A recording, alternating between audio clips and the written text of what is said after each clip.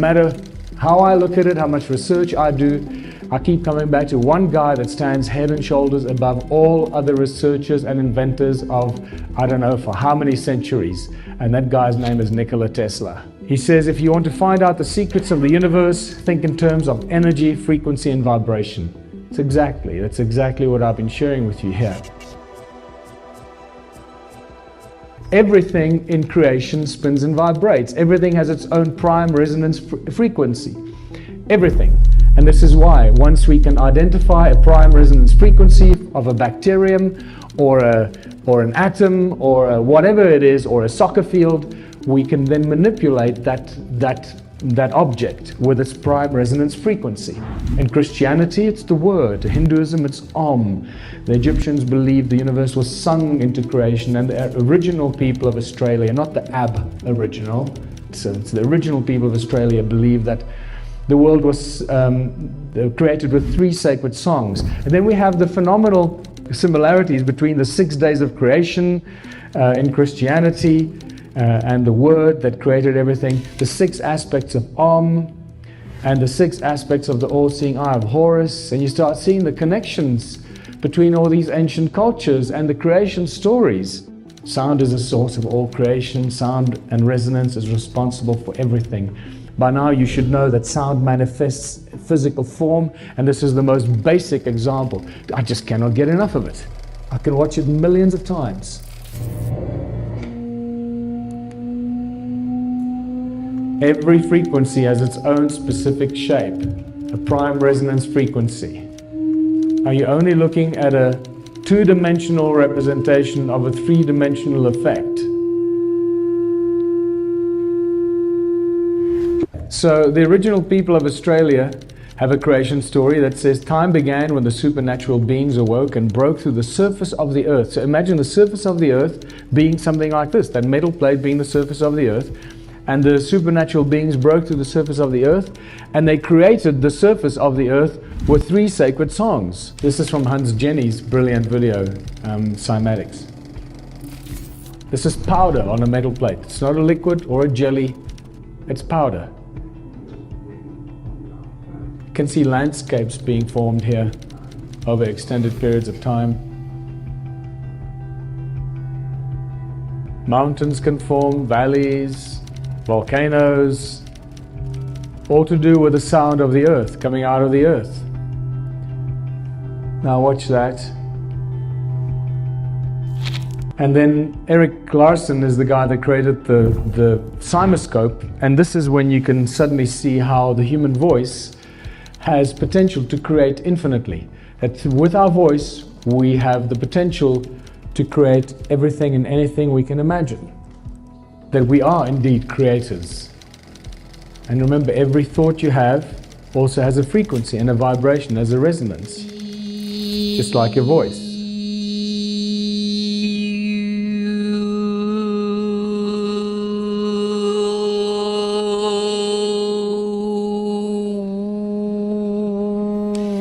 And some of these pictures, the images of this CymaScope images, tell us that it was these sounds, the images of the sound, that actually inspired religious symbols. That beautiful cross in a circle at the center of some of these cymatic photographs give us a very clear indication that the creators of the religious symbols knew exactly what they were talking about, that the source of creation is sound itself. And that takes us to what sound does. Sound pretty much does everything you can imagine because it's a source of creation. And this brings us to using sound as a tool in technology. Sound creates light.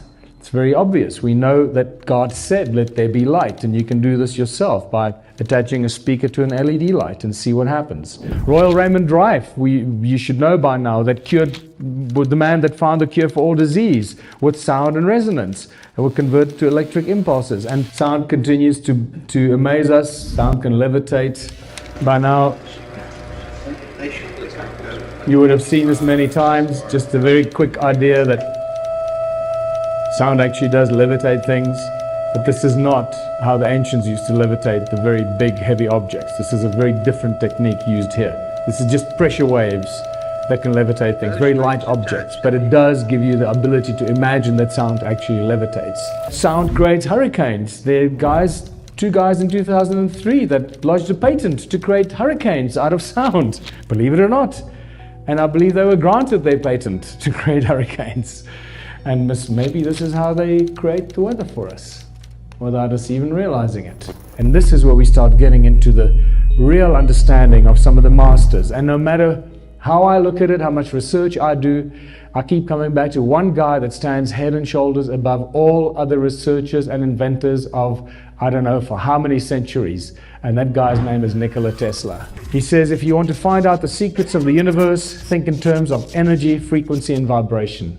That's exactly what I've been sharing with you here. Everything is sound and magneticism, and this is really important. So what most people don't know is, remember, sound, God said, let there be light. So it's sound, moving sound. Sound manifests as toroidal fields. Those moving toroidal fields create magnetic fields, which are toroidal fields as well. And moving magnetic fields create electricity. That's the sequence of events.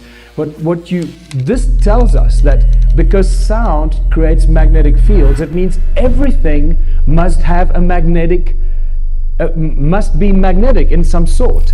And in some sort of way. And if it's not, there's a very specific reason why it's not magnetic. So here's an example. You might not think of water as being magnetic, but it is.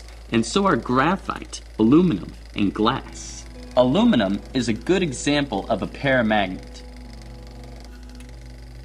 And so is oxygen, which is attracted to magnets. Here, I have a few milliliters of liquid oxygen, which sticks to the magnet. I'll explain why later. Gadolinium oxide and cupric sulfate are good examples of paramagnetic substances. Cupric sulfate is a salt that can be picked up by a magnet. Here is a picture of an electron. There's a picture taken about a decade ago. They tell us that this is a light beam or electron riding a light beam. Can you see a particle anywhere in this picture? No, there's no particle.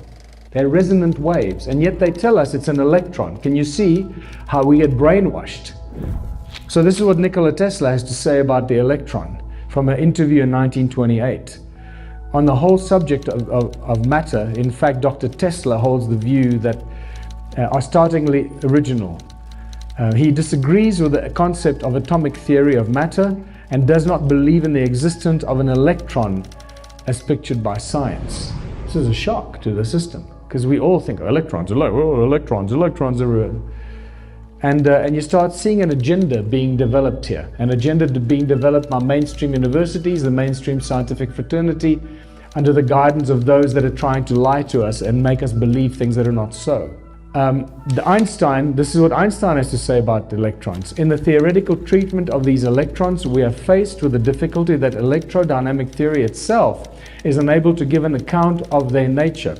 For since electrical masses constituting the electron would necessarily be scattered under the influence of their mutual repulsion unless there are forces of another kind operating between them, the nature of which has hitherto remained obscure to us. So he says he doesn't quite understand how electrons come into being. And he tells us that millions of people all over the world are being fooled by the non-existing electron, and he has a lot more to say about this. And you start seeing that scientists and inventors and researchers over the last 200 years have been vehemently opposed to this whole concept of an electron and the atomic structure that has been forced down our throats and through all our educational institutions, that we just take for granted and we accept because we believe the guys that teach us this to be smart and they're not lying to us. We just accept the stuff. So what are the stone circles all about? By now you can see that clearly we're dealing with cymatic patterns. It's very obvious we're dealing with cymatic patterns. That's what every stone circle is. It's just a representation of the sound frequency that comes out of the earth at that specific point. That's what this is all about.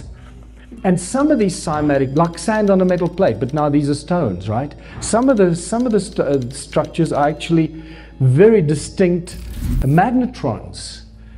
And of those flower shapes, every time you see a flower-shaped stone circle, it means they actually built an ancient giant magnetron like this. Magnetrons that can that can cut metal in a split second. And I asked two magnetron scientists, how much energy would a magnetron 40 meters in diameter generate? Remember that a tiny magnetron can create so much energy in a laser beam that cuts metal in a split second. I mean, it literally just melts the metal. Bzz. And the answer was that a magnetron that size would create more energy than all the power plants on Earth together combined. We have thousands of these magnetrons in southern Africa, thousands of them. So these guys are generating so much energy, it's insane. And we know this because we measured it. We measured the sound frequencies, the electromagnetic fields, the loudness in decibels. And it's just insane what's coming out of these stone circles.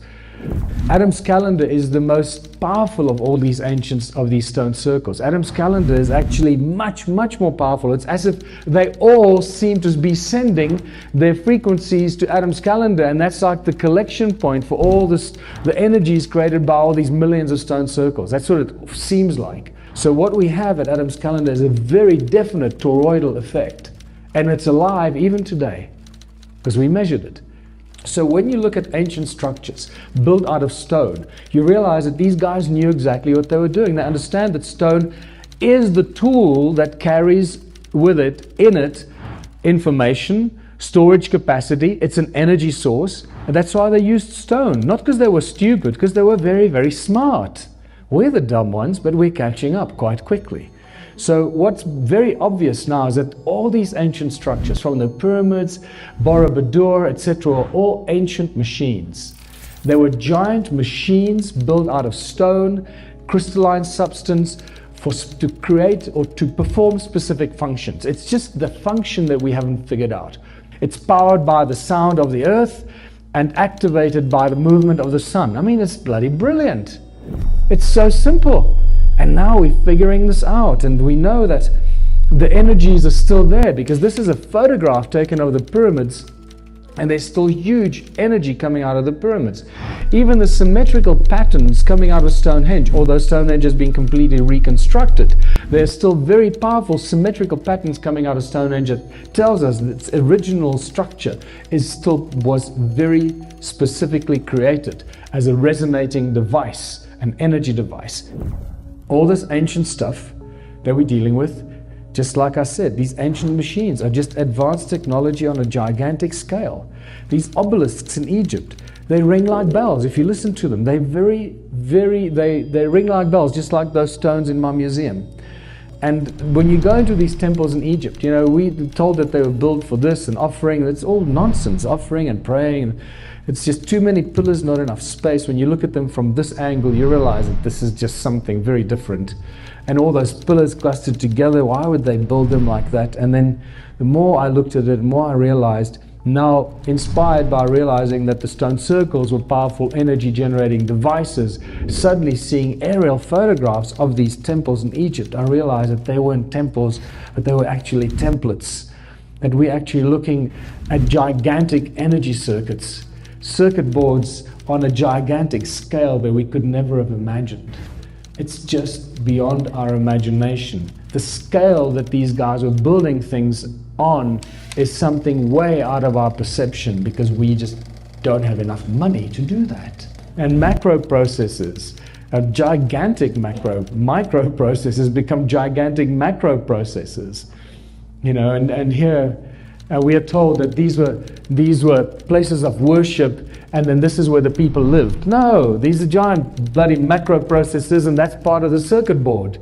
You know, it's what it is, and you can start seeing that the pyramids were the same thing, giant powerhouses, creating huge amounts of energy. And just, you know, you start seeing things and recognizing how all this fits into ancient history. Sacsayhuaman is also just a giant circuit board. When you look at images from the air, you realize it's just a giant circuit board. It's not a fortress on top of a mountain to ward off marauding crowds and guys on horses and spears. No, it's a giant circuit board. There's a secret part of the Great Pyramid that you go and you stand up into. And if you hum, it resonates all the way to the top of the pyramid and back down. And it literally lights your heart on fire. My heart was like whoosh, whoosh. My heart chakra was being broken open, and I'm feeling this energy, and it's just so strong. When I got home from this trip, I had knowledge that I didn't even know I had. I literally downloaded so much knowledge. Hathor, Isis. I all of a sudden knew who these Egyptian gods were. All of a sudden, I know things. The film you are about to see has no characters, it has no people. It is a film to describe to you and explain visually the effect of cymatic frequencies on texture, structure, water, oil. If you spare a little of your imagination as you watch this film as it runs, you will see many things that answer many questions. You will see living forms, living amoeba, almost animal-like creatures. You will see continents being formed, the Earth itself coming into existence. You can see all this and watch it before your eyes. Everything owes its existence solely and completely to sound. In the beginning was the Word, and the Word was God. We are told that this is how the worlds began and how creation took shape. If we put that into the modern idiom and say that into the great voids of space came a sound and matter took shape, please watch carefully. Dr. Peter Guy Manners laid the foundation. Now we delve even deeper. The question is, are you ready to uncover the truths that have been meticulously concealed for centuries? Frequency and vibration, concepts long studied, with their sheer power archived in thousands of classified documents. The CIA, amongst other agencies, has detailed the immense capabilities of these forces. Their potential to induce earthquakes isn't merely a conspiracy theory. It's a documented reality. Numerous patents reveal the potential to influence weather patterns, hinting at the capacity to create rain and even hurricanes. The military's clandestine involvement in this domain suggests the gravity of its implications. The secrecy, the layers of obfuscation, all point to something profound. Consider this: the Wi-Fi signals permeating our environment are invisible forces we've come to rely upon. It's there, always present, allowing us to connect, communicate, and navigate our digital world. Similarly, the television, a staple of modern living, functions through electronic beams scanning rapidly back and forth, translating signals into images and sounds. This is the palpable power of frequency, present in our everyday lives, often taken for granted.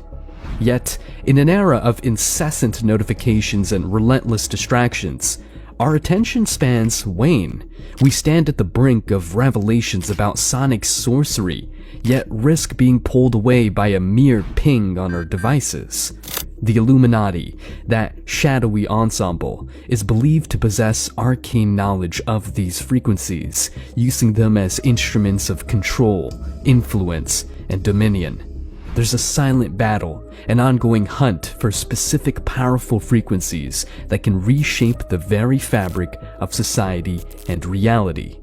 If we falter, if our attention wavers, we may lose more than just a piece of information. We might lose an entire battle in a war we didn't even know we were a part of. It's a battle for knowledge, for power, and for the future of our world. So, I urge you, as we venture deeper into this world of hidden harmonies and clandestine chords, to remain vigilant. Understand the urgency. These aren't mere sounds or vibrations. These are the threads weaving the tapestry of our reality. Guard your focus, for in it lies the key to unlocking secrets that could define the course of our future. As we pull back the layers of secrecy, deception, and sonic sorcery, brace yourselves for truths that might just redefine everything you thought you knew.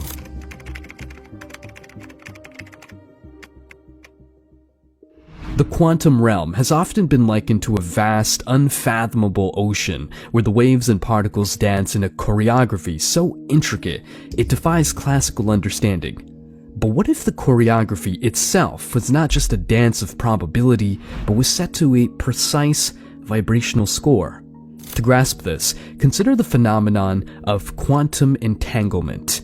Two two particles become interconnected in such a way that the state of one instantaneously affects the state of the other, no matter the distance between them.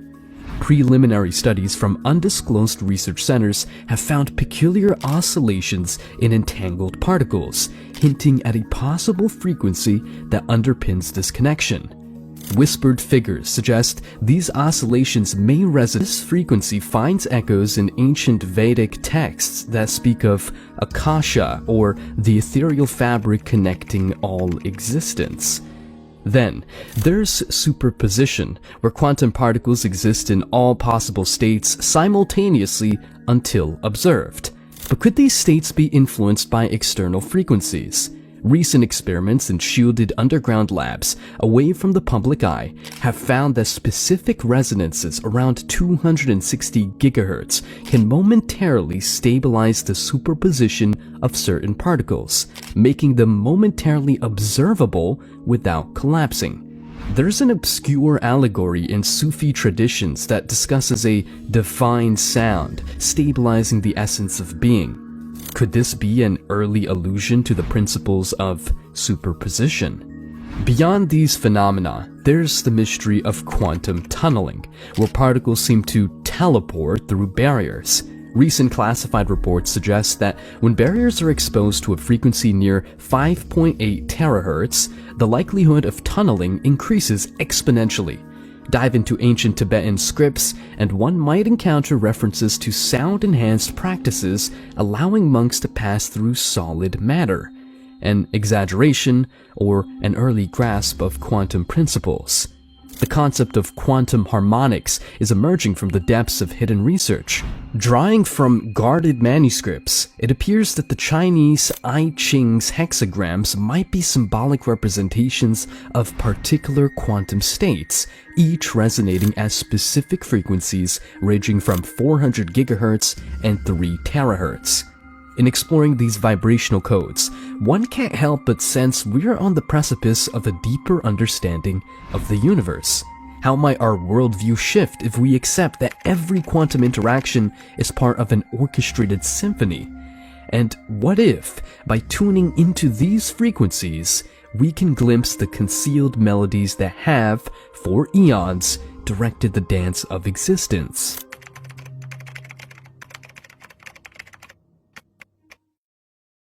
It's an established fact that DNA, the very blueprint of life, is influenced by various factors, from radiation to chemicals. However, a growing body of underground research suggests that there's an unseen influencer, an auditory element, sound waves. Delving deep into molecular biology, one uncovers that our DNA isn't just a passive string of information. It's dynamic, responding to its environment in ways that are still being explored. It has long been believed in esoteric circles that certain segments of our DNA, often termed junk by mainstream science, are not useless at all. Instead, these segments may hold dormant potentials, awaiting the right trigger for activation. Enter the clandestine studies on specific frequencies, such as the 528 Hz, long heralded in ancient traditions as the frequency of life. When directed at living organisms, it's been observed to promote repair at the cellular level. Some hidden research documents, sourced from undisclosed labs, suggest that this frequency might play a role in the awakening of certain dormant genetic strands. Yet, 528 Hz is just a start. There's 612 Hz, a frequency less discussed and arguably more suppressed. Initial tests have indicated that it might interface directly with the human genome, subtly altering genetic expressions. And then there's the 741 Hz, which, in some hushed corners of the scientific community, is known as the intuitive enhancer. Experiments have shown that prolonged exposure can stimulate areas of the brain related to intuition and foresight. What's even more intriguing is the concept of harmonics. It's not just these primary frequencies that influence DNA, but also their harmonics, the frequencies that ripple out as secondary and tertiary effects. It's akin to dropping a pebble into a pond. The initial splash is the primary frequency, but the ripples, reaching far and wide, are just as important. But the burning question is, why is such information suppressed or tucked away in the annals of covert research? Is there a fear of what might happen should humanity access and harness its full genetic potential? Some suggest that the unlocking of these DNA segments could lead to abilities or perceptions long thought to be the stuff of legend, heightened consciousness, telepathy, or even innate healing capabilities. This is one of the sound therapy circles that I was talking about, called the ARC, Toroidal Harmonic Energy Activation Resonance Circle. If you put these 6 tones around you in a circle or a hexagon, in a sacred geometrical shape called the seed of life, in these tones, 180, 270, 360, 455, 46, 30, and if you'll notice, 1, 2, 3, 4, 5, 6, 8, 7, 6, 5, 4, 3, they all add up to a digital bass root 9 note of 2430, which is the 432 hertz. But if you divide it by 6 and you average it, it comes out to 405. Squared 5 times is the dimensions and the frequency of the dodecahedron, which is the seat of consciousness, element of spirit. This will decalcify and activate your pineal gland. That is one of the secrets of Nikola Tesla. I'm David Hopkins. Thank you.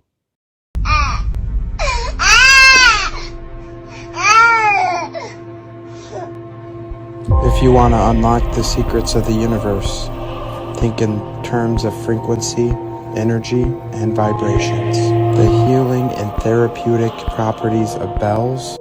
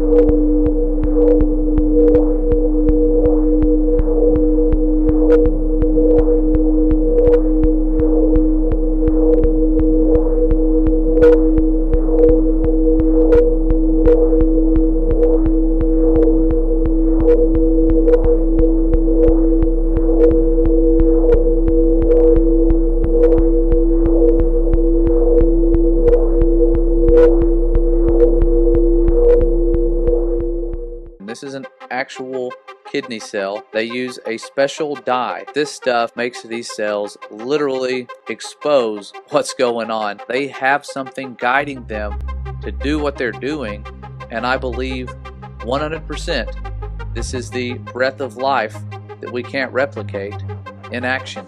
You will watch and see for yourself. This is not random.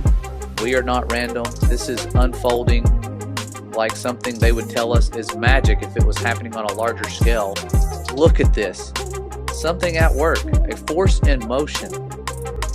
And all of a sudden it pulls apart. How? What force? They tell us it's some polar force. How do those polar forces know to just kick in?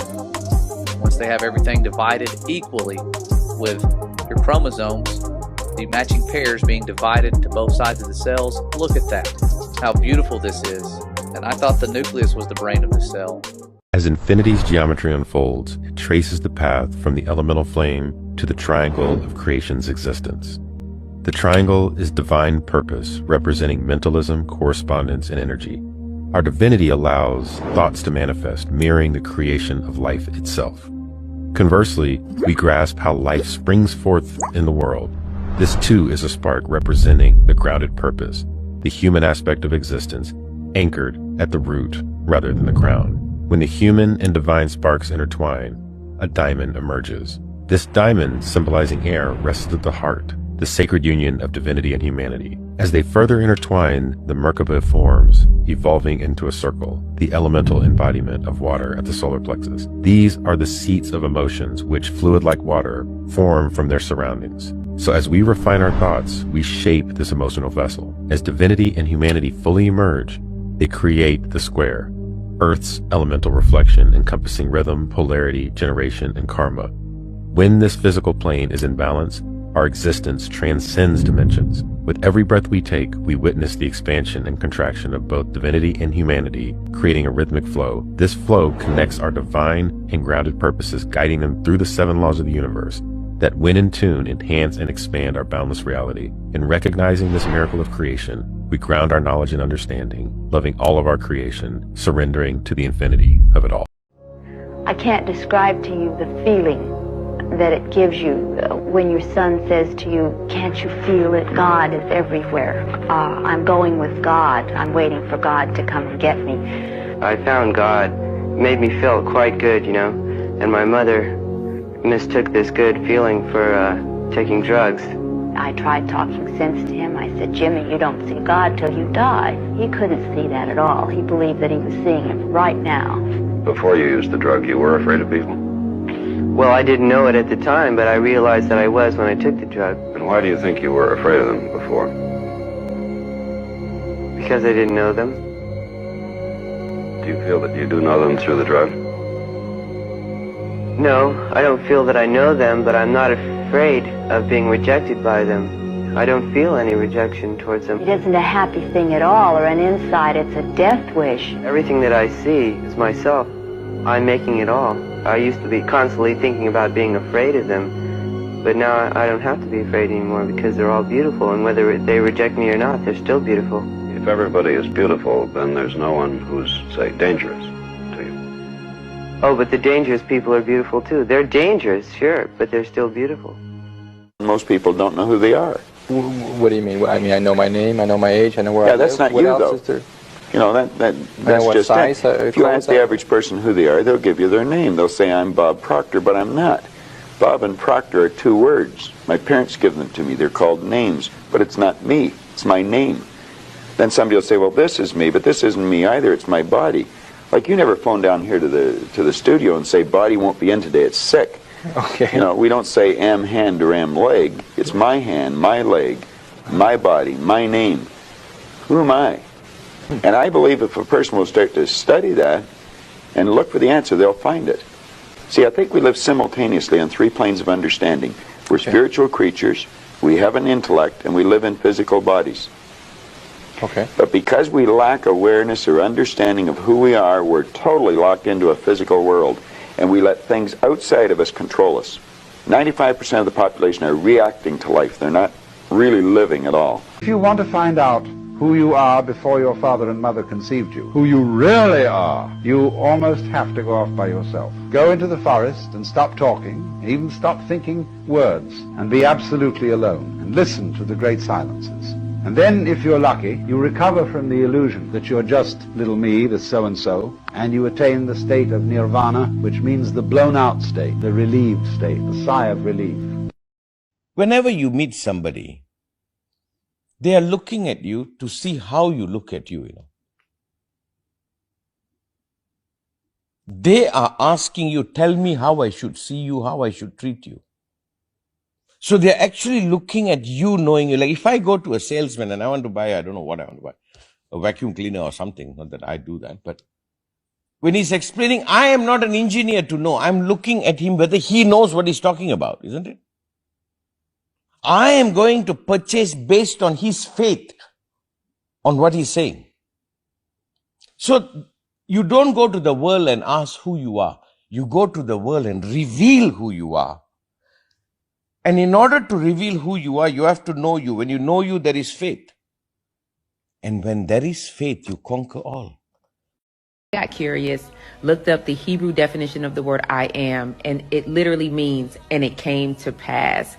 And so this is a warning for some of you and encouragement for others. Guard your mouth. When you say things like, I am sick, I am poor, I am frustrated, I am weak, those aren't just light words. By the very definition of the word, you're saying, I command being sick to come to pass. Once you release the words I am out of your mouth, you are releasing the power of the great I am to attach to those words, good or bad, for it to come to pass. Your words have no sense of humor.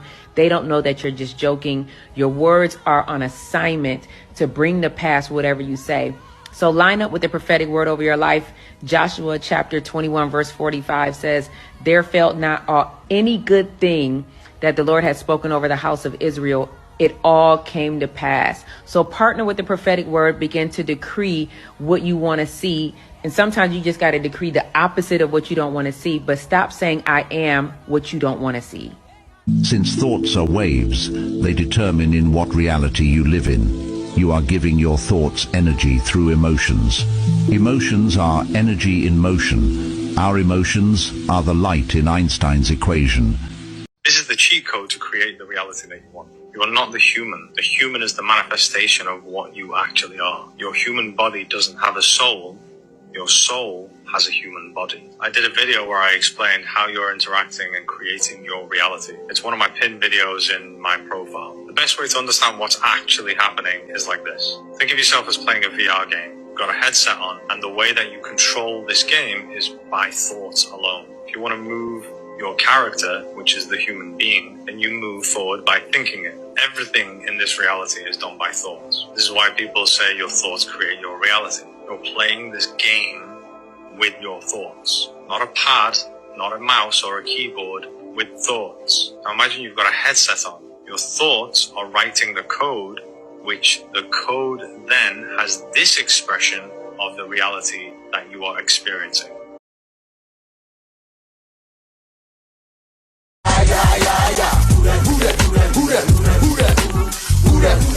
Trying to get up in my me and my girls rolling deep, represent the zone, bunch of fly.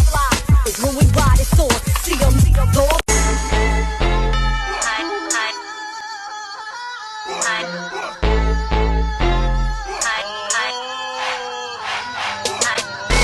Daughter of the earth, holy by design. Nature and love is my religion, so I stay inclined to walk in darkness, bearing gifts for those who stay behind. Holding the lamp along the path for those who need a guide. Story of woman, it's time that it was redefined. Oracular interpretations as a paradigm.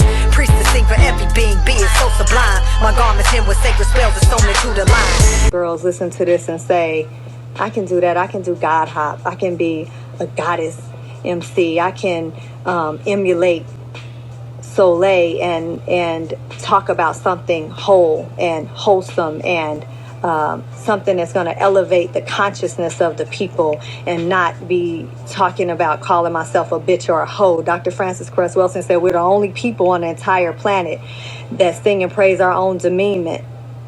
Calling us, I'm a bitch, I'm a hoe, I'm a dog, I'm a gangster. You know, and as long as you can keep people singing and praising their own demeanment, you can keep them oppressed. And she said you can even program them to kill themselves and they won't even know what happened. So if we can do that, we can do the opposite. It needs to be some balance. And so I can no longer be a part of that, but I wanted to be a part of this introduction to not just the youth, because it's older women out here that don't know who they are.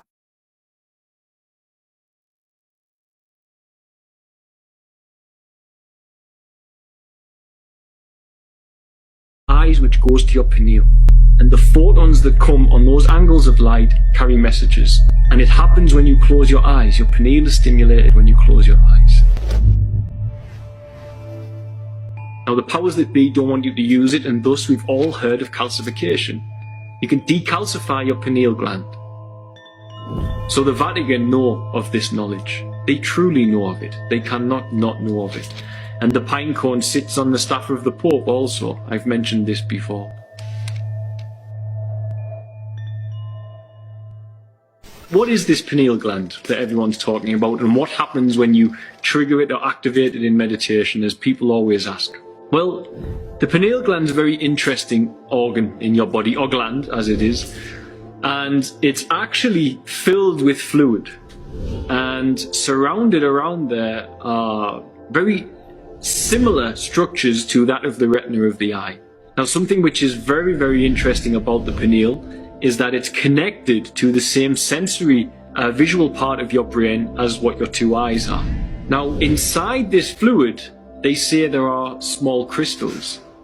And of course, the pineal gland is light reactive, but it is stimulated by darkness. Science has shown us that in darkness, the pineal is stimulated. This is why we dream at night time when the eyes are closed. Your pineal is the thing that conjures these dreams into you, or brings you into the dream reality, as it were.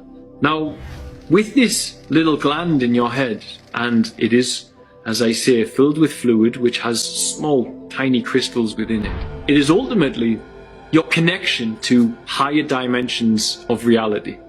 It is your connection to the spiritual plane. It is, as it was said, the seat of your soul. Now, the pineal gland, being that connection, is something that should be nurtured and looked after. And as I say, every religion, every scripture, every messiah, every spiritual teacher pretty much has leaned towards this, if not directly, then in a mystic sense. We can look to the ancient Middle Eastern religions, such as things within Egypt and the symbology of Samaria, and you see several constant references to the pine cone. The largest statue of a pine cone on planet Earth at present is situated in Vatican City. So the Vatican know of this knowledge. They truly know of it. They cannot not know of it. And the pine cone sits on the staff of the Pope also. I've mentioned this before. So what exactly is this pineal of yours? As I say, it's a connection to the higher dimensions, and it should be nurtured, cared for, and looked after. Now, I see inside there is fluid and there are crystals. Now, melatonin is created within the pineal, and they say DMT is a precursor from this. Just as with Moses had to reach the land, the promised land, flowing with milk and honey, milk, serotonin, honey, DMT, and amber substance, serotonin, milky white substance. Thus in meditation, you reach the same promised land, the land flowing from your pituitary and pineal of milk and honey. One slow, steady breath. And as you slowly follow your breath and you contract those intrinsic muscles, as you follow your breath and you bring that breath all the way up to that pineal gland, and you hold your breath and you keep your attention on that pineal gland, that's your target. The act of contracting those muscles, along with the holding of your breath, would begin to push cerebral spinal fluid right up into your brain. And as you begin to hold your breath, you're pushing that cerebral spinal fluid right up against the crystals of the pineal gland and applying a mechanical stress. And then the mechanical stress begins to electrically activate those crystals. And when those crystals become electrically activated, we are turning on the radio receiver in the brain.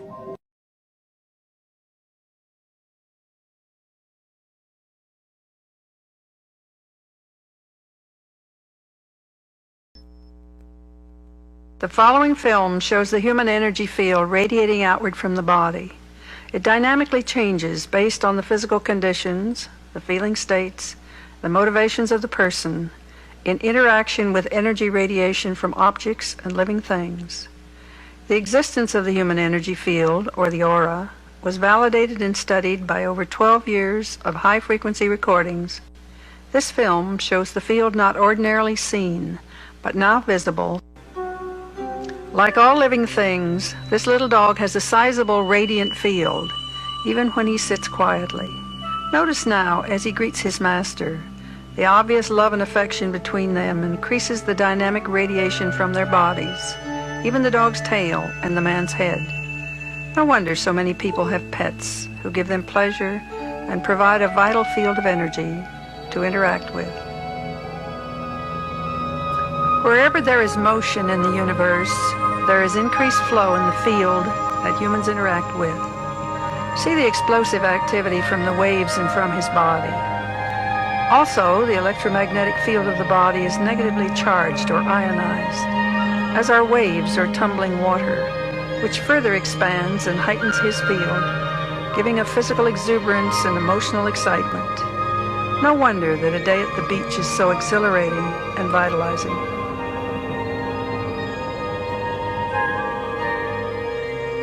We all love a babbling brook and the freshness of outdoor vegetation in mountains. Most of us believe that it is relaxation and beauty which refreshes us. From our research, we have discovered that living plants and rarefied atmosphere provide a richer field of negative ions, which heightens and replenishes our own energy field. Notice that the man's field becomes light in color and high in frequency. It sparkles and radiates some distance from his body. See that as the child moves into the mother's field, the affection between them changes the overall field to a pink color. Individuals' fields blend and enhance when there is a warm, caring relationship. These energy fields are the largest and the whitest that we have shown. She is oming. On the breath inhalation, the radiant field diminishes, and on exhalation, it expands and envelops the child. We have known for a long time that Gregorian chants, oming, humming, singing, and whistling create an energy which perks up emotions and brings an expanded consciousness. Opening the chakras is an intense experience, and once you begin this process, you cannot stop until all 7 are open. First, we will open the Earth Chakra, located at the base of the spine. It deals with survival and is blocked by fear. Next is the Water Chakra. This chakra deals with pleasure and is blocked by guilt. Third is the Fire Chakra, located in the stomach. This chakra deals with willpower and is blocked by shame. The fourth chakra is located in the heart. It deals with love and is blocked by grief. The fifth in the chain is the Sound Chakra, located in the throat. It deals with truth and is blocked by lies, the ones we tell ourselves. The sixth pool of energy is the Light Chakra, located in the center of the forehead. It deals with insight and is blocked by illusion. This is the last chakra, isn't it? Yes. The Thought Chakra is located at the crown of the head. It deals with pure cosmic energy and is blocked by earthly attachment.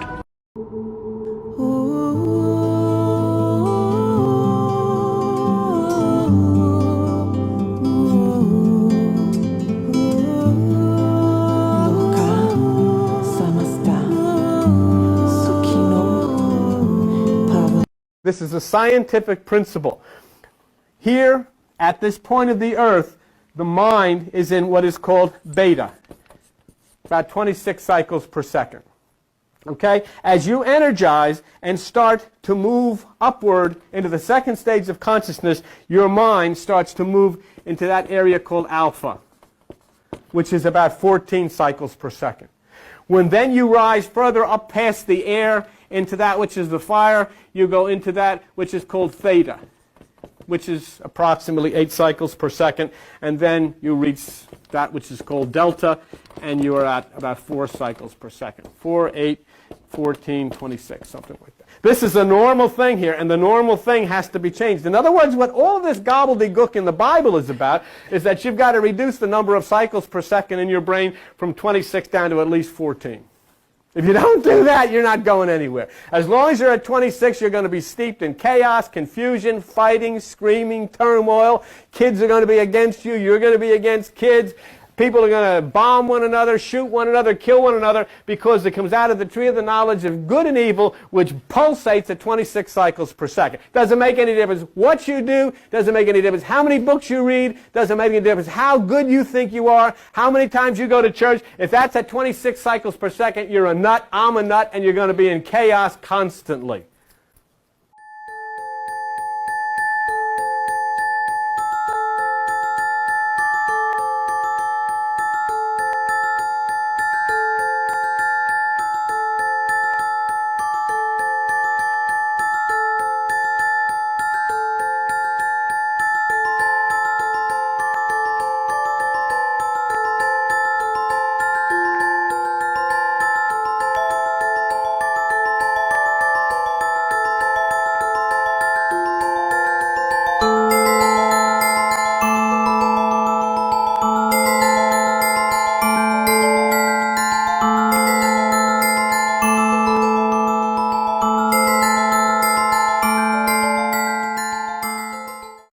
Of the people that are praying have no idea how to pray. All that begging and hoping and wishing and calling on names of deities has no power. How you pray is this: you command everything you want into existence, because the power and the divine spark that created everything in this universe is inside of your body. You are God, and God is you. You pray, you are trying to cast a spell. You want those words to go out and manifest a change in your reality. I'm not begging and hoping and wishing. I'm not doing that, because that's low frequency. Get excited and say, I command this to happen. Your frequency is going to shift into a high power, high energy frequency. That's when, and only then, can you truly manifest the true future that you truly desire.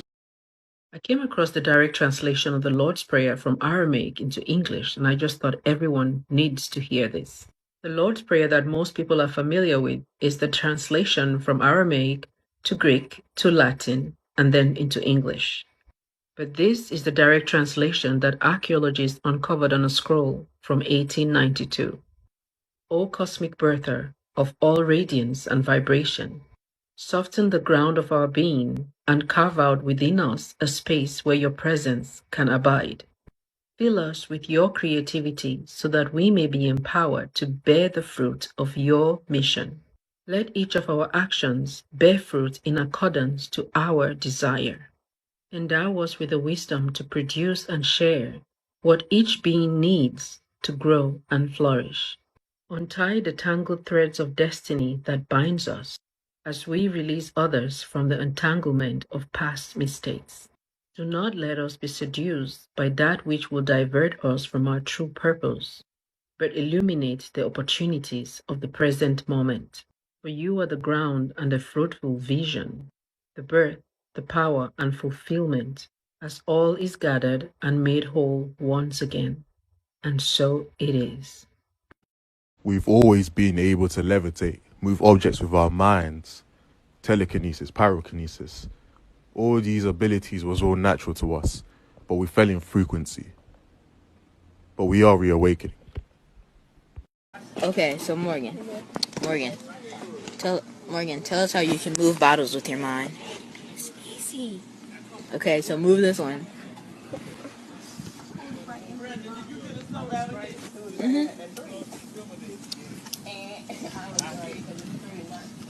I moved it a little. Oh yeah, I saw it. Okay, do it one more time so the camera can see it good.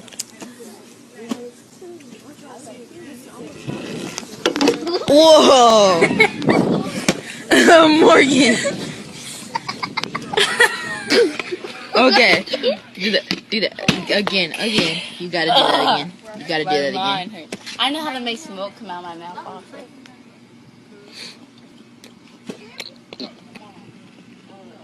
Whoa, you moved it again. This is incredible, people. This is incredible. Let's see. Can she do it again? Can she do it again? It's moving. Ooh. Watch as this man prepares to photograph his thoughts. Got it. This is Ted Serios, a former bellhop from Chicago who gained enough credibility taking these so-called thoughtograpts because He was using Polaroid, which meant that they couldn't be faked like traditional images were faked in darkroom. For 3 years in the mid-1960s, he was studied at the University of Colorado by Dr. Jule Eisenbud. Eisenbud worked to use scientific method by controlling the camera and film, never letting Sirius touch them. Often Sirius would wear clothes provided by researchers. He was even sometimes strip searched, yes, and cavity searched. Sirius, unsurprisingly, was a megalomaniac and alcoholic, and researchers would continuously serve him alcohol during these sessions. The process was this: Sirius would take a rolled up tube of black paper from one of the Polaroid containers and call it a gizmo, and he would use that allegedly to focus his thoughts. With much fanfare, he would contort his body and face and signal the researchers when to take the photo. Dr. Eisenbud wholeheartedly believed in Sirius's abilities and published a book about him in 1967. Sirius's advocates stated several reasons for believing him.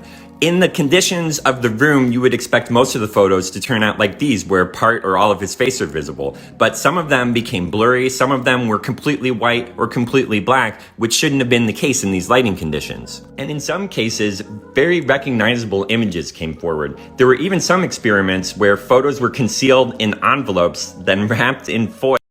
What if water is God? Then that would mean God is both in us and all around us. That God is both above and below us. Why a woman's water breaks when we're born, and why some religions observe the ritual of baptism. But if water was God, then that would mean that God has no gender, that God takes the shape of whatever container God appears in, which would explain why we have so many different belief systems. Which begs the question, what is the spiritual significance of poisoning the water in Flint, Michigan? Or the oil burning in the Gulf of Mexico? Or the large islands of garbage floating in the Pacific Ocean? If God was water, would that not mean that every natural place is holy? That every thunderstorm was a church without walls? That when the rain falls, it's an act of God's death giving life, and when it evaporates again, it's the day of resurrection? And life itself was just a test of learning how to be and flow like water, how to give life to other people, and how to refresh their spirits and quench their thirst with your presence. The next time you stop and smell the flowers, maybe ask how they're doing, because apparently plants have a lot more going on than we ever imagined. Check this shit out. Revolution in vegetal biology. Science now shows that plants appear to be sentient beings. They perceive light, smell, touch, water, and many more variables than we do. They can learn, remember, and communicate. They exhibit the traits that we associate with personhood. Experimental science has confirmed that plants can see when you're standing next to them and the color of your shirt. They don't have eyes, but they have the same photoreceptor proteins all over their bodies that humans have at the back of the retina. Plants don't have brains, but they translate information into electrical chemical signals in their cells identical to the ones used by our own neurons. A plant may not have a brain, but it acts like a brain, says Narby. The word neuron comes from the Greek for vegetal fiber. Neurons actually look like the cut of the inside of a plant. Research over the past 30 years has illuminated a profound intelligence throughout nature. Dolphins and many other animals recognize themselves in a mirror, long a scientific measure of intelligence. Pigeons have better memory for paintings than do college students. Sheep have better memory of human faces than humans have. Heel catcher, the word, the name Jacob. And in very ancient zodiacs, you'll see a man drawn in the center of them, where his back is arched and his heels circle around and touch the back of his head to create a circle. And that's what the word Jacob means. That's the name. It's the man in the sky, which refers to the zodiac, which is a reflection of the time cycle of the human body. Constantine and his dupes saw that the only way to perpetuate the infamy was to keep the world in ignorance of the operation of the cosmic law. So they changed, quote unquote, times and seasons. So that's what I'm saying. The invention of the Julian calendar, the Gregorian calendar, there's other Roman calendars. They slowly changed the beginning of the year, some of the names of the months, the amount of days in a month. That's why we have leap years now. You know, for example, the word March is not the third month of the year because the spring equinox happens March 20th every year. So March is telling you it's the first month of the year. And you can go all the way around the year. Look at December. Most people think December is the last month of the year, the 12th month. But in Latin, the word dece or deca, December, deca, means 10. So a decade rounds out a 10-year period. So December or desa means 10. December is not the 12th month of the year. It's the 10th month of the year. And, oct for October, oct means 8, like an octagon. But October in the current calendar is the 10th month of the year. But the word itself will tell you October is not the 10th month of the year. It's the 8th month of the year. But as you can see, the Council of Nicaea changed things. And they've kept us in the dark ever since. And it was because they controlled all the writing. There were very few people that were literate, except the clergy. So they had a lot of power to rewrite history, to change the meanings of words, and also to change time cycles. The date that they made the sun enter Aries was March 21st. Why? March 21st should be the first day of Aries, the head. Aries means to arise. April 19th should be the first day of Taurus, the neck. And when they're talking about the head and the neck, they're talking about that man, Jacob, the heel catcher, the body in the sky. So each month correlates to a part of the human body. So Aries is the head, Taurus is the neck, and so on and so forth. Goes all the way down the body each month, on through the 12 signs. But these designing schemers knew that by thus suppressing the truth, the people might come to realize what was meant by, and in quotes, the heavens declare the glory of God.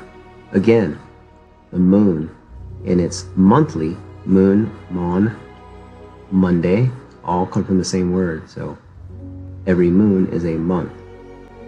The moon in its monthly round of 29 and a half days enters the outer stars of a constellation 2.5 days before it enters the central suns of the constellations that are known as the signs of the zodiac, or the circle of beasts.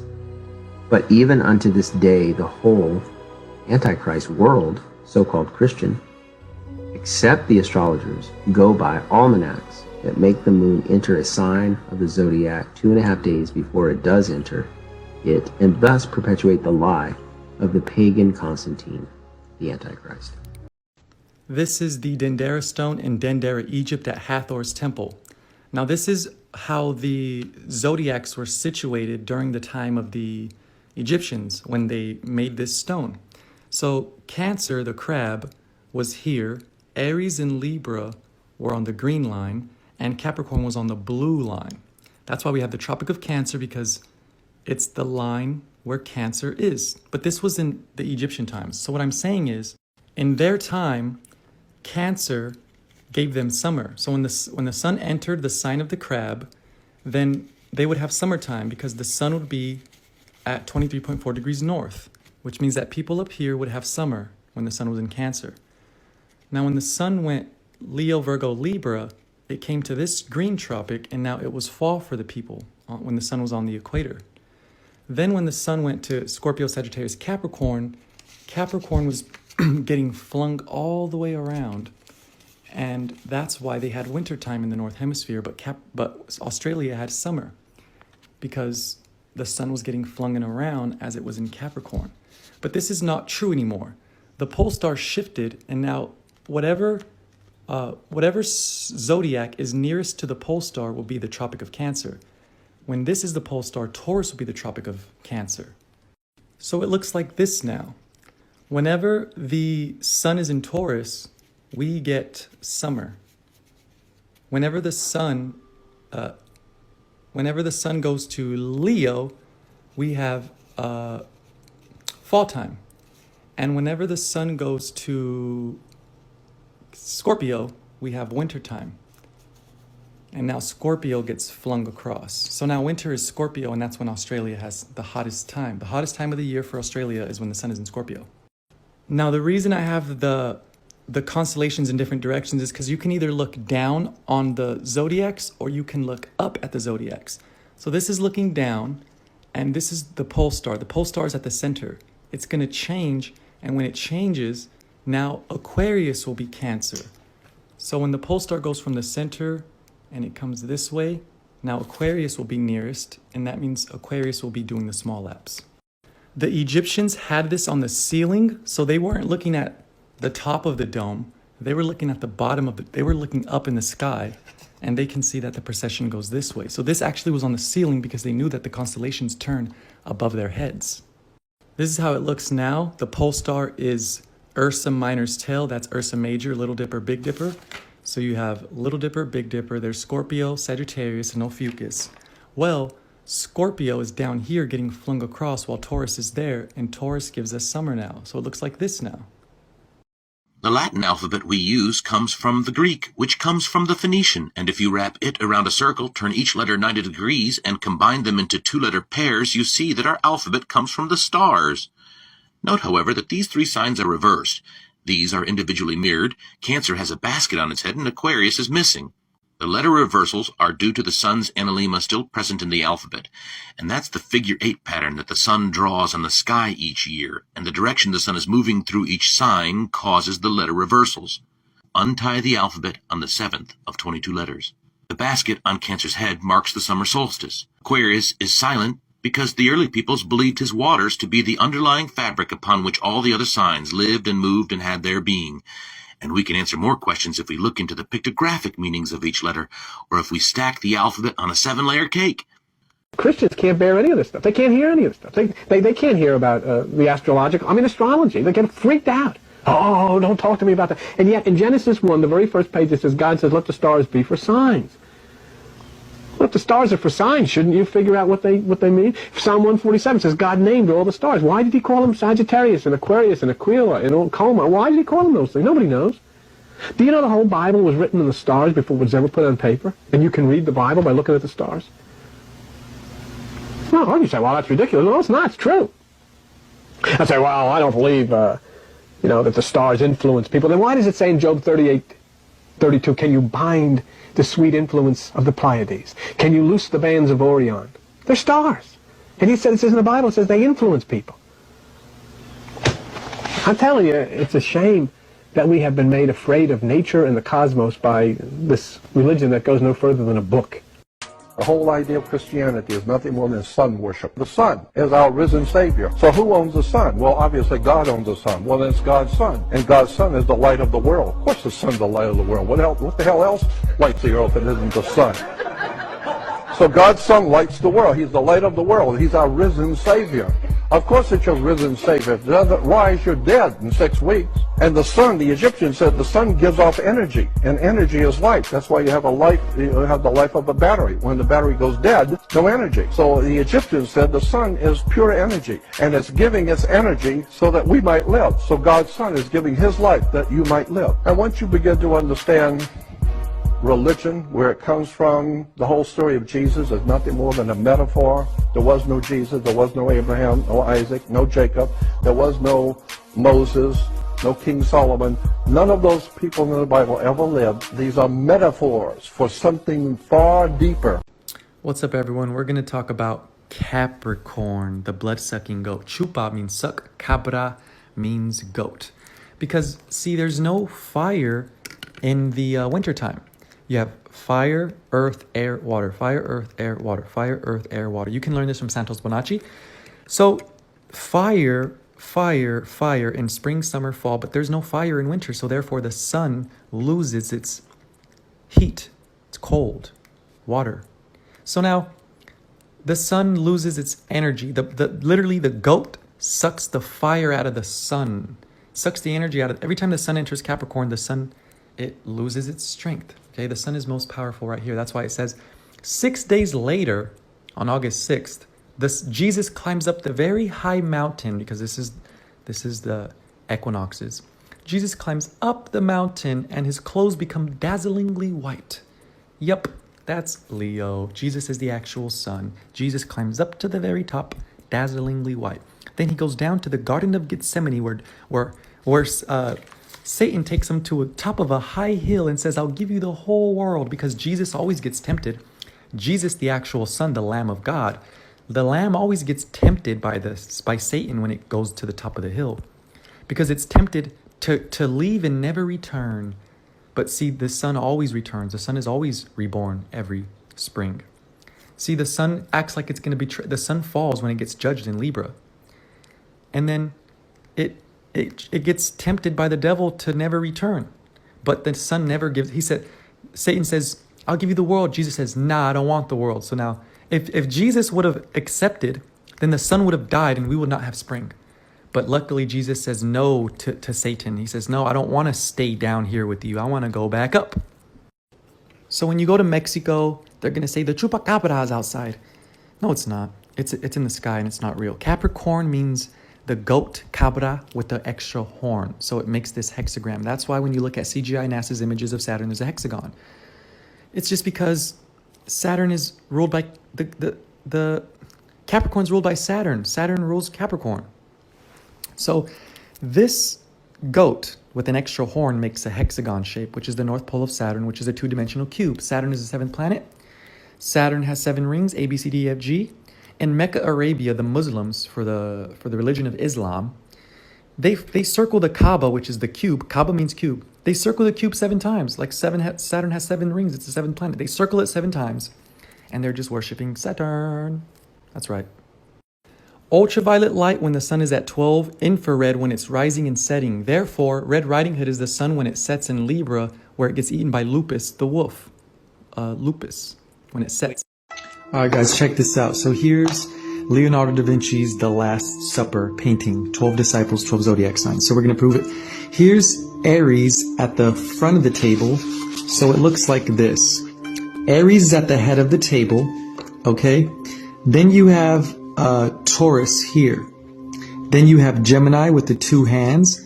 Then you have Cancer here with the crabby pincher, and he's pointing to the throat, saying, hey, there's no Adam's apple. Therefore, hey, Jesus, come look. One of your disciples is not a male. It's a female. That's Virgo. That's why. So here's Leo, the L, the lion. He has his elbow on the table like he owns it, because that's pride, the heart. And so there's Virgo, where she should be, because Leonardo da Vinci knew that the 12 apostles were the 12 posts that the Son of God goes to. It's so funny, but it's so true. Virgo is there. This is actually Libra with the balance scale. See how the arms are out? Just like that, the balance scales. Well, then you have Scorpio there pointing up with the finger. That's Scorpio. Then you have Sagittarius, the benevolent Jupiter rules Sagittarius, and that's the good guy, compassionate. So then you have here, you have Capricorn, and then you have Aquarius, and then you have Pisces, which is the This is awesome. Everybody knows that Jesus says he is the way, the truth, and the life. But do you know what he was talking about? Well, God told Moses to build a tabernacle. The tabernacle was a process into the presence of God, for man to enter the presence of God. And it looked kind of like this. Now, I didn't draw it to scale, but I do want to show you. There was an outer court that you had all these things happening out here, a brazen altar and a wash basin with water. Then you have this door into the holy place. There was a table of showbread and the lampstand and the altar of incense. And then you had the most holy place, or the Holy of Holies. And this is where the Ark of the Covenant and the mercy seat, this is where the presence of God dwelt. The glory of God filled this place. Well, when he said, I am the way, I am the truth, and I am the life, he was talking about this tabernacle. This gate was called the way. This door was called the truth. And this veil, remember this veil that was torn from top to bottom on the cross? This veil is called the light.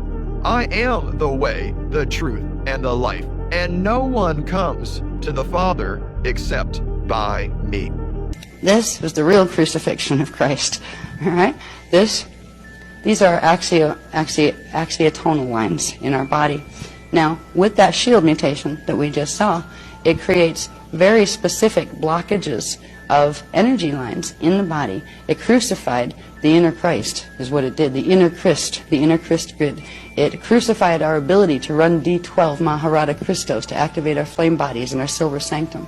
So the real crucifixion story was about this. And the funny thing is, even historically, the man called Jeshua, the man who was Jesus Christ, did not die on the cross. He was not killed, he ascended. And they didn't tell anybody that because they wanted to build a martyr that people could follow and then think it was okay that they got martyred too. This was what the real crucifixion was about. And it's really sad because we've been literally walking around. The reason the story was done, the palm chakras were messed up. These became the nails in the hands, the blocked chakras in the hands. We lost our ability to run interdimensional frequency through the palms. It used to be natural. We used to be able to wave our hand and manifest things. You could just make a standing wave by doing that and knowing what frequency to pull. Can't do that anymore right now. They were the same thing. Feet chakra were blocked, the nails in the feet. The stab wound, there's a whole set of implant networks in through here that block the spleen, which is an interface between the etheric body and the flame body levels and your physical anatomy. You have the crown of thorns, and this is about the worst one. The pineal blockages that, see the little dots? They're the ones that are blocked. They blocked literally off those currents out of the brain. Our brains literally shrunk once this was done. The brain size and function, it shut off parts of our brain. That's why science tells us, boy, we don't use very much of our brain right now. No, we don't, because it was shut off at the main switch. What we're doing as we work with healing the templates is we're opening these centers back up.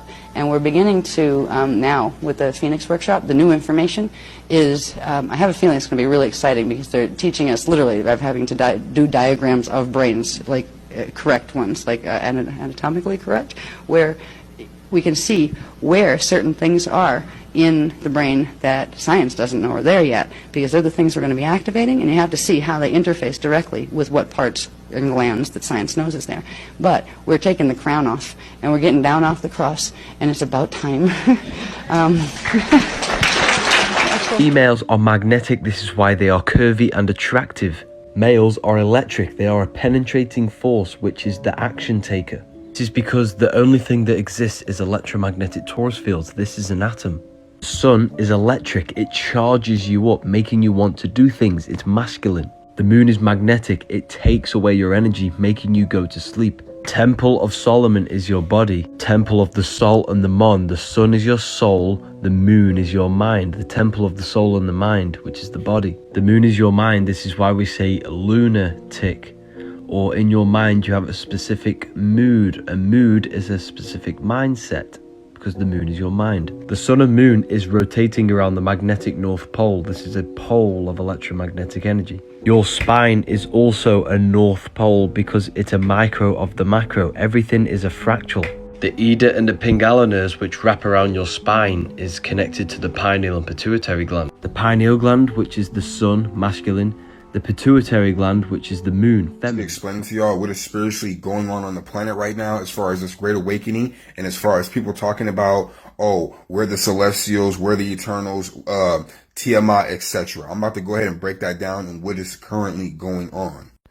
As you guys can see here, this imagery holds the 7 chakras in false Tiamat and the reborn Tiamat. Let me go ahead and break that down to y'all.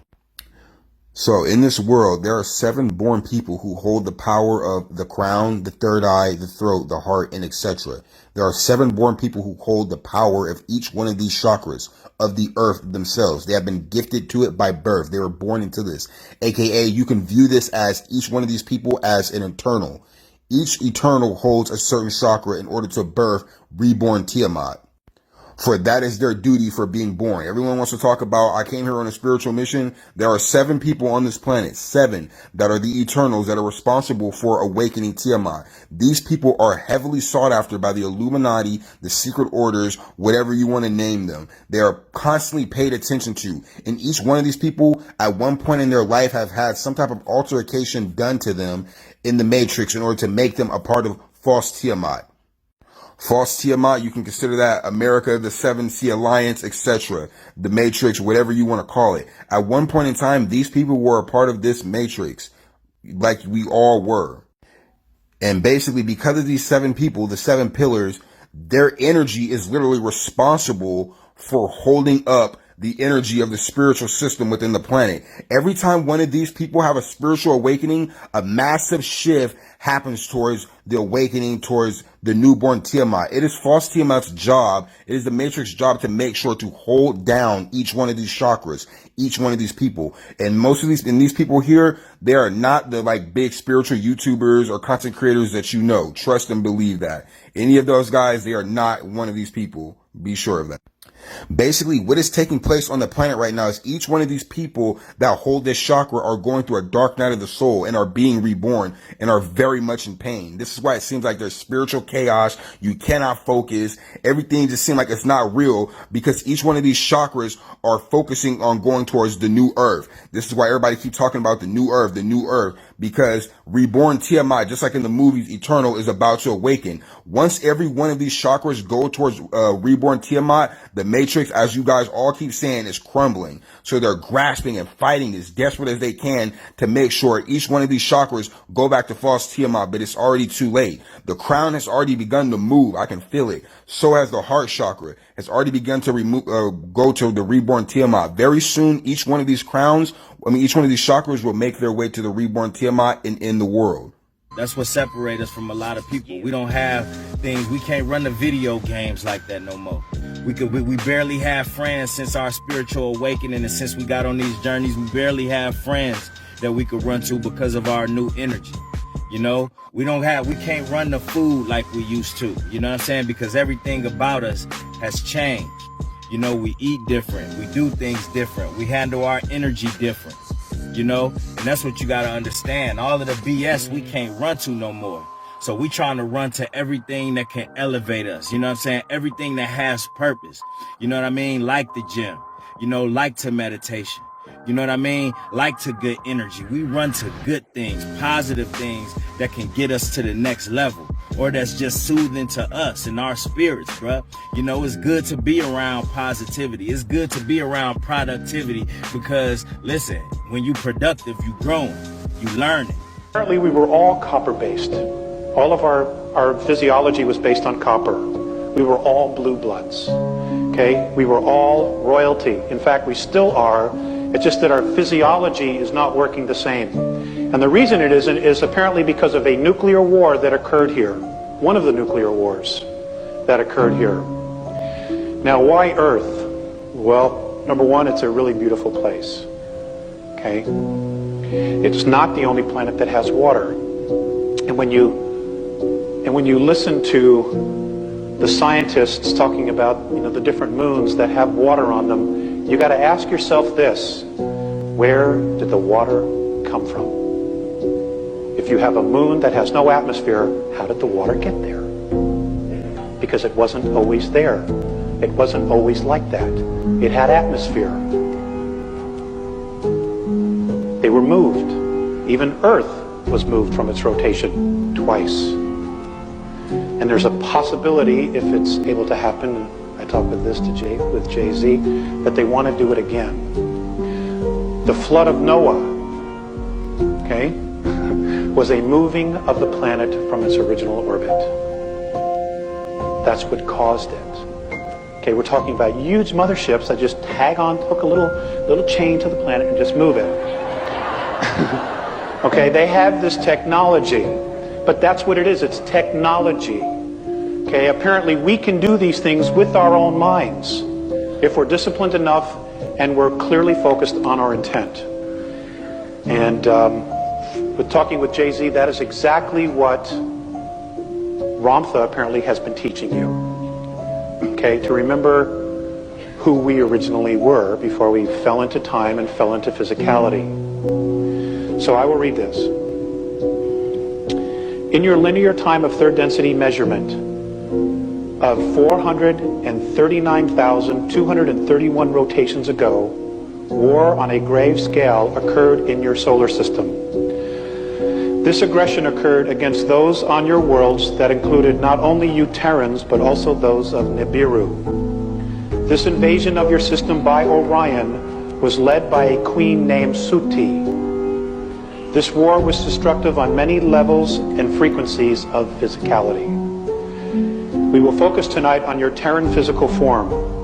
It matters little to those who hear you, Alex, who do not listen. Please share this regardless of any emotional return to you in challenge. When your science truly removes their bigotry, they will discover of the wisdom of it. The last grave conflict was very harmful to your physical form. Many weapons of destruction, many of atom splitting have been used, which means nuclear weapons. This is the reason for most of your Terran skin tones. We shall explain. Orion was and is most interested in the females of your race because of the procreation, reproductive, and genetic strengths. We want to share the fact that much of your Terran history has been misleading in its truth by those who eventually conquered in control of your solar system. Nibiru won, but only a short battle, before they and other outposts were forced to leave your solar system because of genetic damage. Your original races were green-skinned. This we know because of large copper traces in your Terran 22 blood types. Also, the pituitary and thyroid were fully functional. The genetic damage to these organs was caused by radioactivity in air and all things of contact. The air was like this for a long time. It caused the genetic memory of these organs to be closed and almost atrophied. Your world experienced drastic changes in climate and massive magnetic fluctuations. Your different skin tones, spraces, are a result of an edema damage to your blood. It was then necessary for survival to create self-sufficient and contained environmental habitats, both above and below the earth. Now, folks, this is what the Garden of Eden was. It was an artificially created environmental habitat. Okay, it's like like what Richard Hoagland's been talking about. You know, you take a dome city, you build this dome, and then you terraform it underneath it. It's exactly what these were. Let's see, where was I? Much of the fossilization of your Terran remnants is caused by this radiation of your planet. Your system contained 3 suns at the time. Only 2 remain.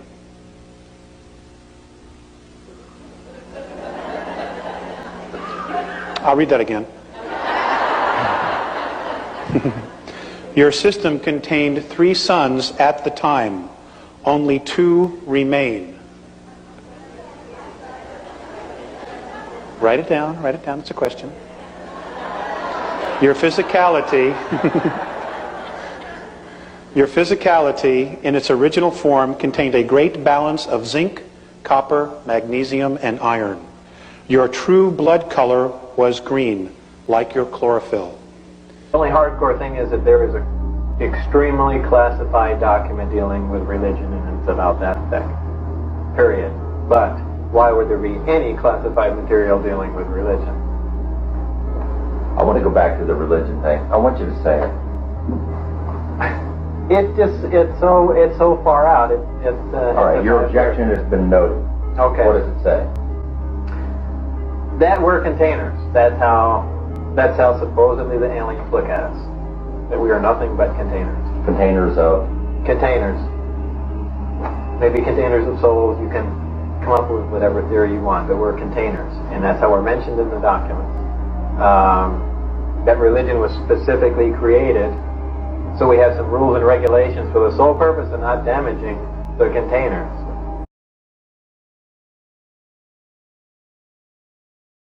They are trapping your soul within the earth. You are body, mind, and soul. The soul is the watcher, the observer. The mind is the projector. The body is what the soul lands in when the mind projects you into. Father, the Son, and the Holy Spirit. You are the consciousness experiencing the program being ran by the central nervous system. The central nervous system is playing the simulation that your consciousness is experiencing. Now, your body is the earth. 6 protons, 6 electrons, 6 neutrons. The body is the mark of the beast of the simulation. The solar system is within yourself. The 7 planets are the 7 chakras. They are the 7 seals in the Bible because they seal your true soul form. What the Archons are doing are keeping you in the lower states of consciousness by chemical food addictions and keeping you in fear so you identify as the physical body. Because the mind is the bridge between the soul and the body. By tricking your mind, it traps your soul in this physical body, which is the earth. Death has the word ether in it because when you die, you go from the physical to the astral plane. If you die with a false identification of the self in the lower states of consciousness, you will die with an extra veil on top of your soul which you need to strip off, which will then cause you to reincarnate into the physical world. Devil is deveil. You deveil yourself by lack of knowledge of wisdom of the self. Physical is the phi cycle. This is phi, the torus field, the cycle of the torus field. Birth certificates are basically the cooperation that you represent because you are identifying yourself with the physical body.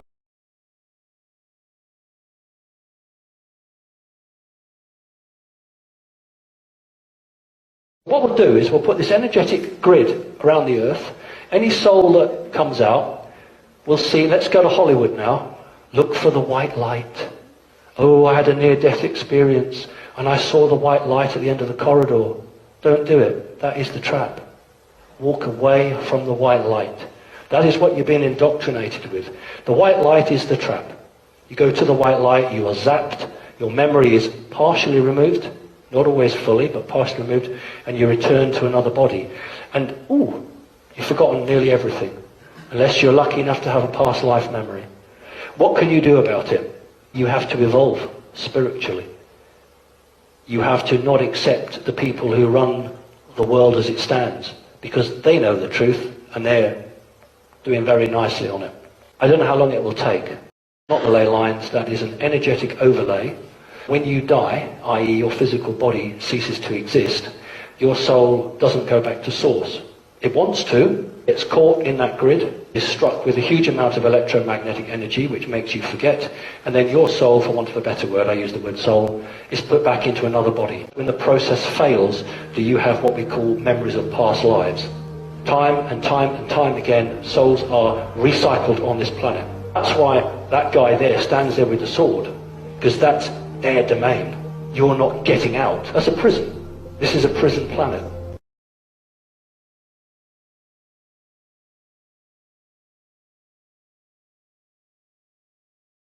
One night I was called on the telephone and I was told to go to a certain address. I just got in the car and went there.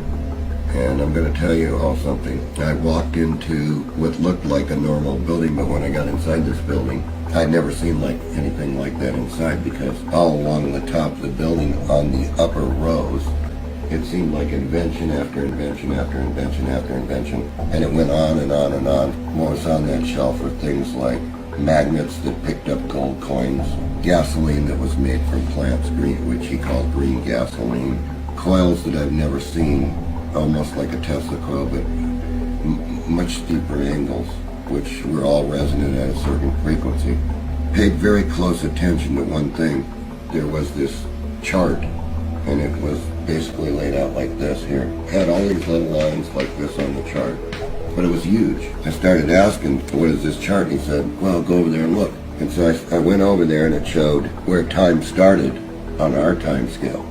And then it went on and on and on, and it got up into somewhere in here, and 2001 was about here. Because I was in 84, I was back here somewhere, and there were little pictures underneath the chart. And I know that most people are going to find this hard to believe, but all along this chart it said who the presidents were, whether they were assassinated or not assassinated, what the year was going to bring as far as food for the world. And when I got up here, it said that the world was in a chaotic condition, basically, at 2000. And it showed war and war and war and war and more war. It also showed that it named the presidents by name. It showed Reagan, it showed Carter, it showed Reagan, it showed George Bush Sr., and after that it showed Clinton. It said the Clinton years right in here somewhere. I was back here. How they knew even who the presidents were was a mystery to me. And when I asked him that question, he says, we know. We know who's going to be the president. And right around in here he said, it showed a little picture, and it showed two little towers. And it showed them on fire. But it showed war It showed war from here on all the way to the end. And it said that time, it ended here for us. 2036 or 2034 or something. But it said it ended there, and it ended in disaster. There's nothing went on past that.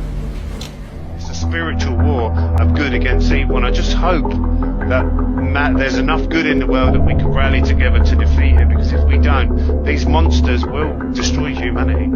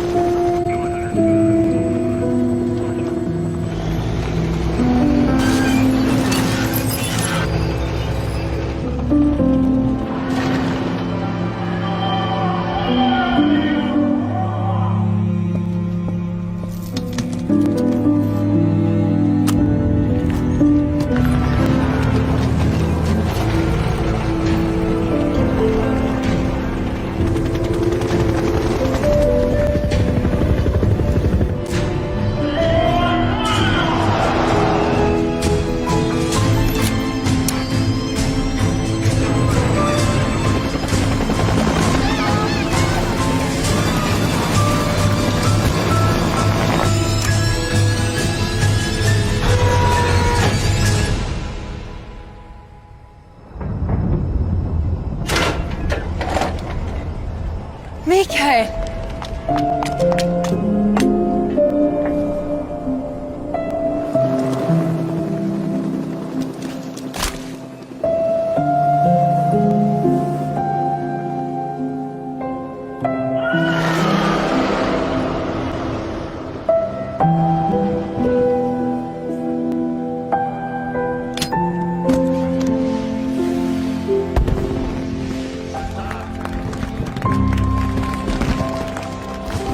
Make love, not war.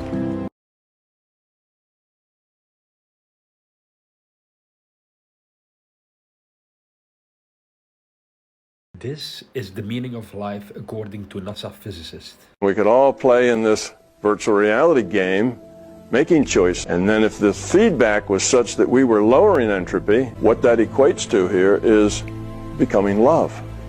Love is the most efficient way that individuated units of consciousness can interact with each other. They can build more, cooperate more, create more patterns, more structure, more meaning by cooperating, by caring, by interacting, by having compassion, which is the same as saying we lower the entropy of our consciousness. And as we lower the entropy of our individual consciousness, well, we're just chips off that old block. That old block lowers the entropy of its consciousness because we're it and it's us. So as we grow up, it gets the benefit too. It grows up. We are the larger consciousness's strategy for evolution. Keep this in mind. If you have food in your fridge, clothes on your body, a roof over your head, and a place to sleep, you're richer than 75% of people in the world.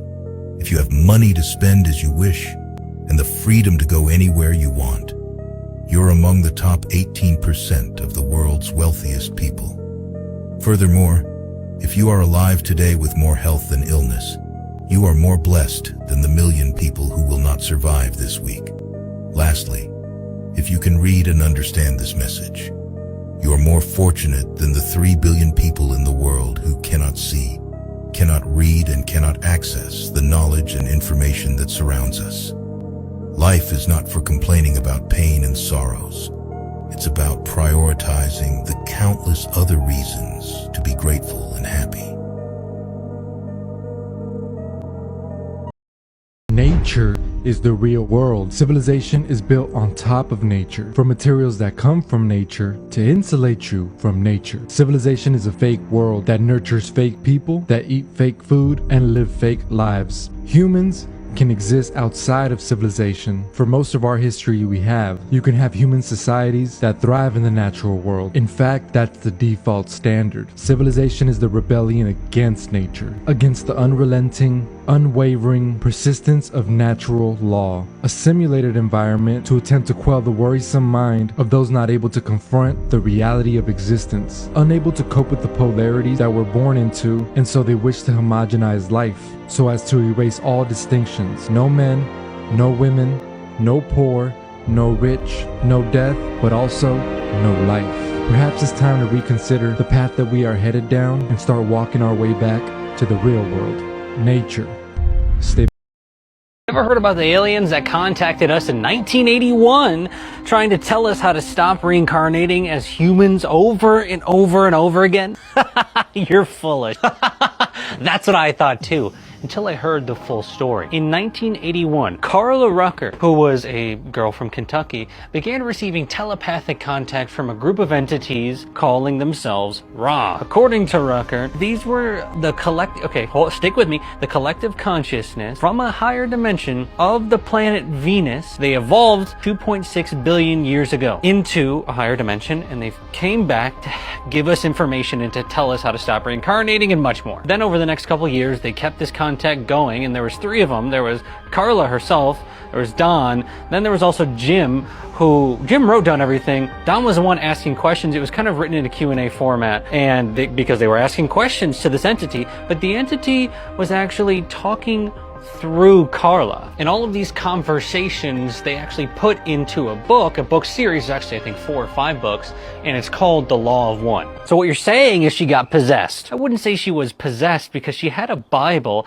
at her head in order to make contact with them. And also this was all documented extensively, like they had microphones on the whole time. You can actually go listen to the original audios from 1981. Okay.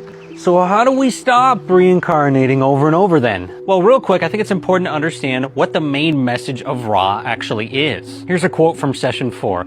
The law of one, though beyond the limitations of name, as you call vibratory sound complexes, may be approximated by stating that all things are one, that there is no polarity, there is no wrong, no right, no disharmony, but only identity. All is one, and that one is love light, or light/love, the infinite creator. So it's about everything being God. Kind of, but it's not a religious book at all. In the book it actually says that it doesn't matter if you know about the book, The Law of One, and if you don't even know about what the Law of One actually is. That's fine.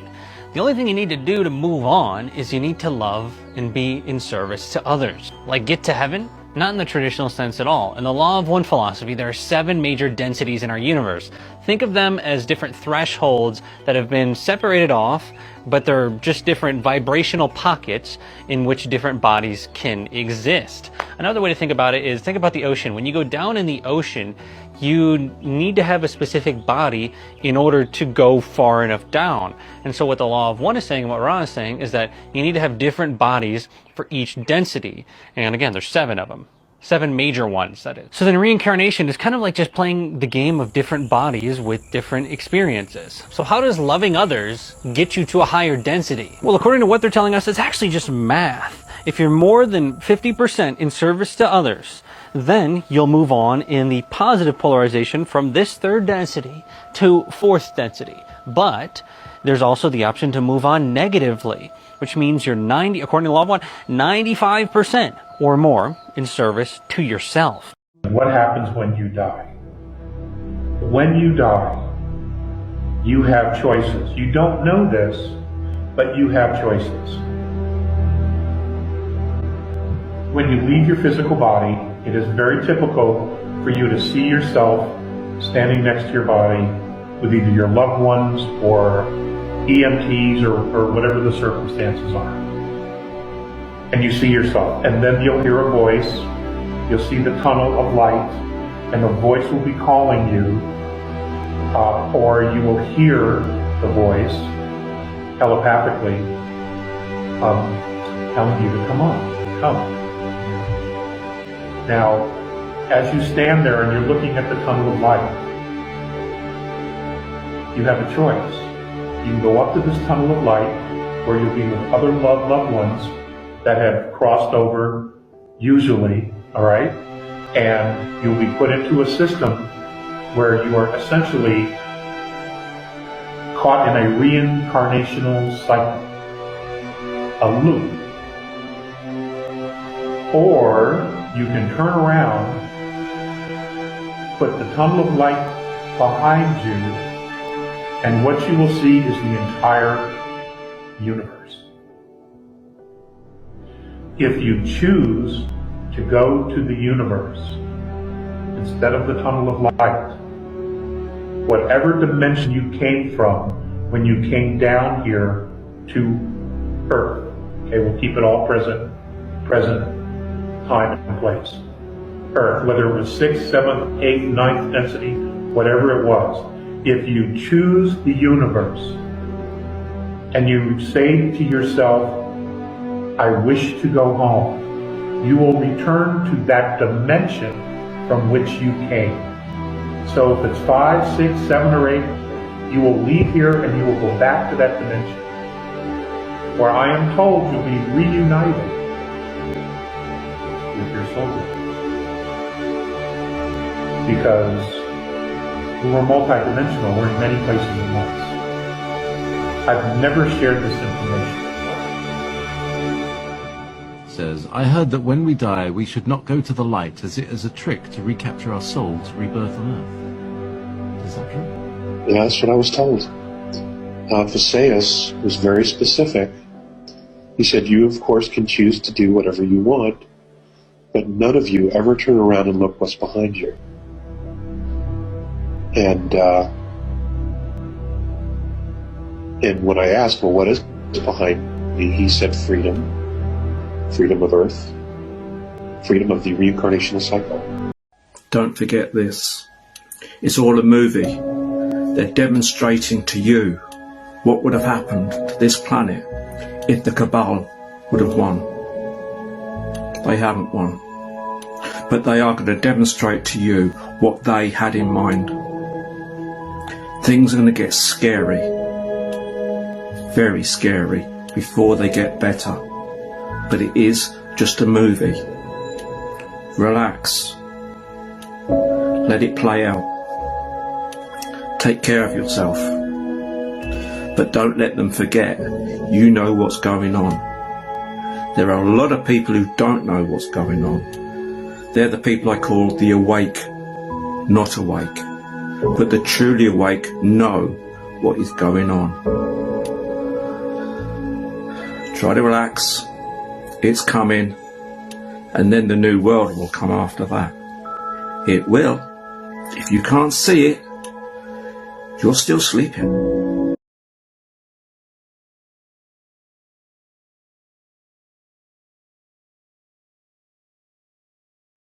How did you manage to access all this information? Electrical impulses. Every cell knows and talks to every other cell. They exchange 1,000 bits of information between them per second. Cells group together, forming a giant web of communication, which in turn forms matter. Cells get together, take on one form, deform, reform. Makes no difference, it's all the same. Humans consider themselves unique, so they've rooted their whole theory of existence on their uniqueness. One is their unit of measure, but it's not.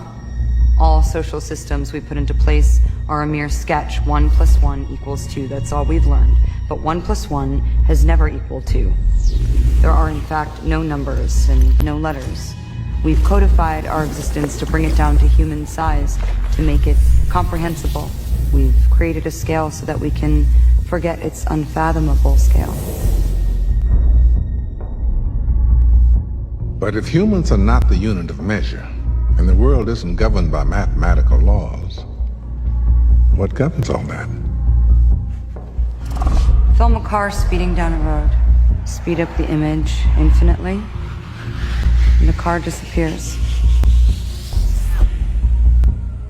So what proof do we have of its existence? Time gives legitimacy to its existence. Time is the only true unit of measure. Greed has consumed you, Abel. Go. Seek penance. Reveal your worth. Victoria?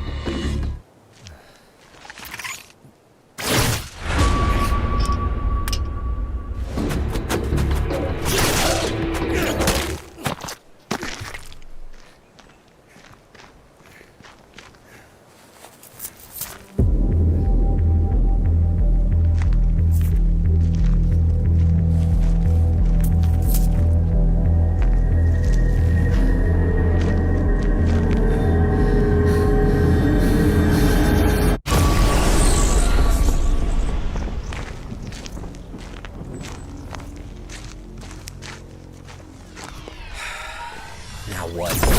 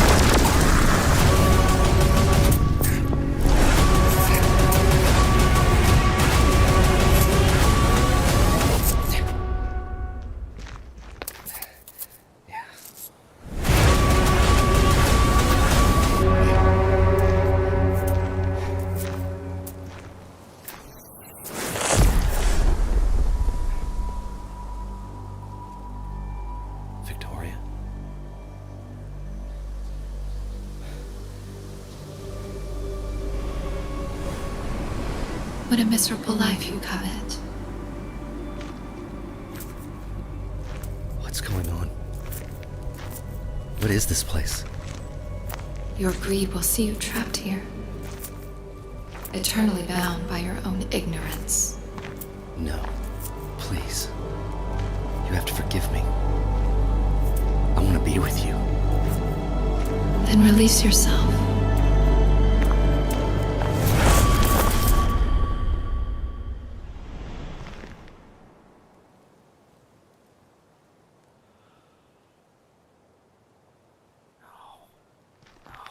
No!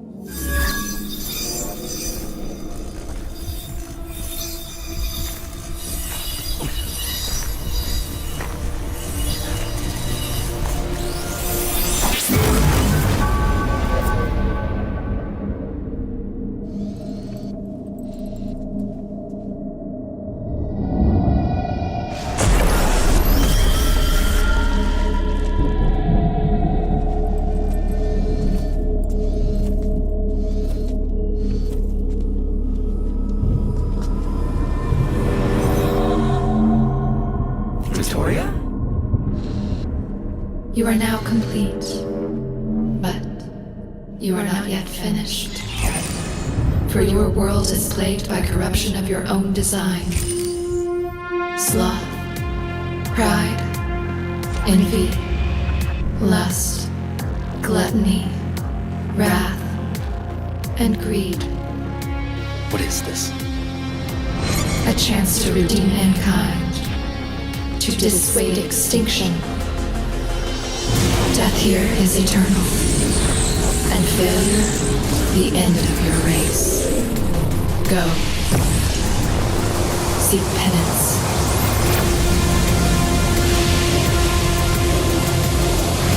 Reveal your worth. Ọbàtálá, Ògún, Ọ̀ṣun, Ṣàngó, Yemọya, Àgànjù, Ìbejì, Èṣù, Ọlọ́run, Ọya. These are not only external deities, they are also divine aspects and archetypes of your unconscious. Ashe.